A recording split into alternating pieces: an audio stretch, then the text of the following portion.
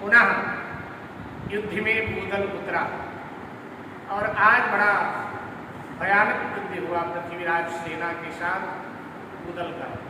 पृथ्वीराज की सेना को दलन करता हुआ ऊदल आगे बढ़ रहा है।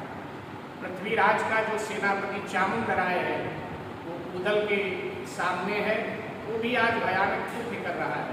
ऊदल पर दो लोग लगे हुए हैं, एक तरफ से कैमास है, दूसरे तरफ से चामुंडराय है, और ये दोनों मिल करके ऊदल से युद्ध कर रहे हैं। ऊदल ने बुरी तरह से चामुंडराय को और कैमास को घायल कर दिया। तब पृथ्वीराज चौहान ने छुप करके ऊदल पर पीछे से वार कर दिया और उनकी तलवार से ऊदल का सर धड़ से जुदा हो गया।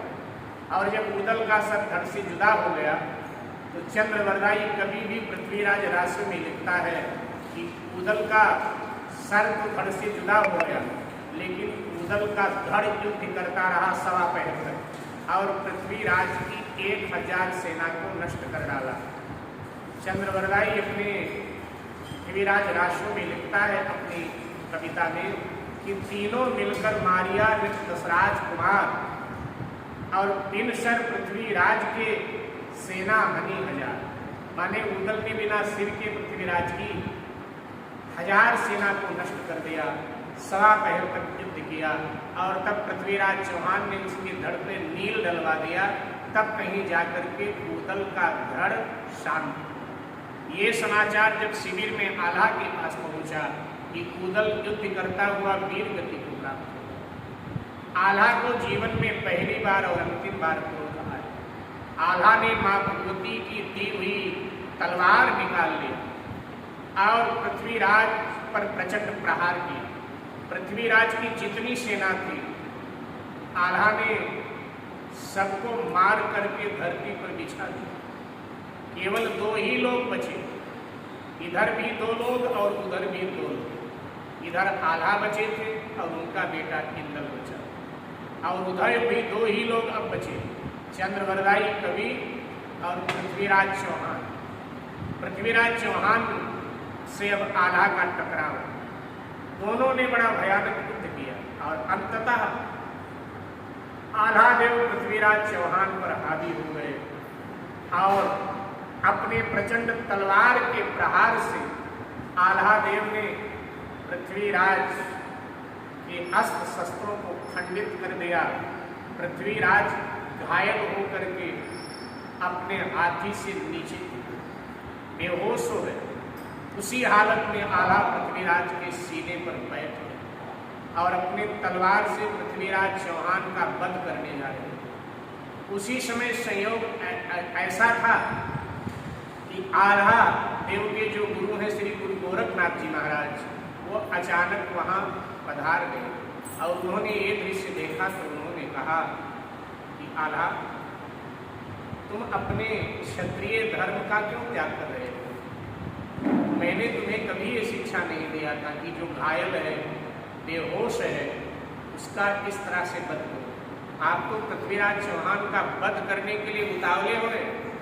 तो आल्हा देव ने कहा, गुरुजी, मेरे भाई ऊदल का भी इन लोगों ने मिल करके अन्यायपूर्वक वध किया है। तो बोले, अगर पृथ्वीराज चौहान क्षत्रिय धर्म से च्युत हो गया, गिर गया, तो इसका अभिप्राय ये थोड़ा है कि आप भी क्षत्रिय धर्म का त्याग कर दो, आप मेरे शिष्य। अच्छा, एक बात बताओ, ये युद्ध आप महोबा राज्य के लिए लड़ रहे थे या अपने भाई ऊदल के लिए लड़ रहे थे? तो कहा, नहीं भाई, ऊदल के लिए नहीं लड़ रहा, महोबा राज्य के लिए लड़ रहा। बोले, देखो, दोनों परिस्थितियों में तुम्हारा भाई अब तुम्हें मिलने वाला नहीं। अगर तुमने इसी हालत में पृथ्वीराज चौहान का वध कर दिया तो भी तुम्हारा भाई तुम्हें मिलेगा नहीं और तुम्हें क्षत्रिय धर्म नष्ट करने का एक अपयश लग जाएगा कि आल्हा ने भी क्षत्रिय धर्म का त्याग किया। और अगर महोबा राज्य के लिए तुम युद्ध कर रहे थे तो इसी हालत में अगर पृथ्वीराज चौहान का तुमने वध कर दिया तो जब कल इतिहासकार आज का इतिहास लिखेंगे तो ये नहीं लिखेंगे कि आल्हा ने रणांगण में पृथ्वीराज चौहान को पराजित किया। वो यही लिखेंगे, चंदेल वंशी राजा परमाल ने पृथ्वीराज चौहान को पराजित किया। क्योंकि इतिहासकार हमेशा राजा का नाम लिखते हैं, न कि सेनापति का। तो इसलिए दोनों अर्थों में आपके हाथ कुछ नहीं लगना है सिवाय अपयश के। इसलिए आप मेरे कहने से पृथ्वीराज चौहान का को प्राणदान दीजिए। प्राचीन काल में जब गुरु बोल देता था, शिष्य चुप होकर के उसकी आज्ञा का पालन करता था। आल्हा ने जब ये सुना तो आल्हा ने गुरुदेव गोरखनाथ के चरण पकड़ लिए और कहा कि ठीक है गुरुदेव, आपने जब आदेश कर दिया तो मैं पृथ्वीराज चौहान को प्राणदान देता हूँ। आल्हा ने पृथ्वीराज चौहान को प्राणदान दिया। और अब आल्हा ने कहा कि मुझे मेरे भाई की बड़ी याद आ रही है, मैं क्या करूँ। गोरखनाथ जी ने कहा, बेटा कभी तुम जब नौजवान थे तब मेरे पास गए थे कि गुरुदेव मैं संन्यास लेना चाहता हूँ। मैंने आपको कहा था अभी दुराचारी नरेशों का वध करो, दुराचारी नरेशों का विनाश करो, और जब संन्यास का समय आएगा मैं स्वयं आकर के आपको संन्यास दे दूंगा।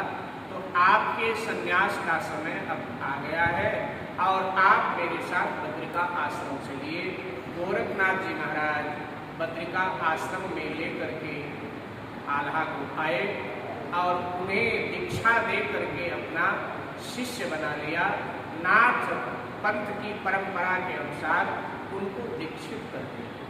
मैं निवेदन करना चाहूँगा कि 1182 के इस युद्ध में 1192 में पृथ्वीराज चौहान ने शहाबुद्दीन मोहम्मद दौरी से जो झगड़ा उसका निर्णय तभी हो गया था, क्योंकि जितने भी अनुभवी सिपाही सैनिक सेनापति पृथ्वीराज चौहान के थे वो आल्हा के द्वारा मारे गए थे।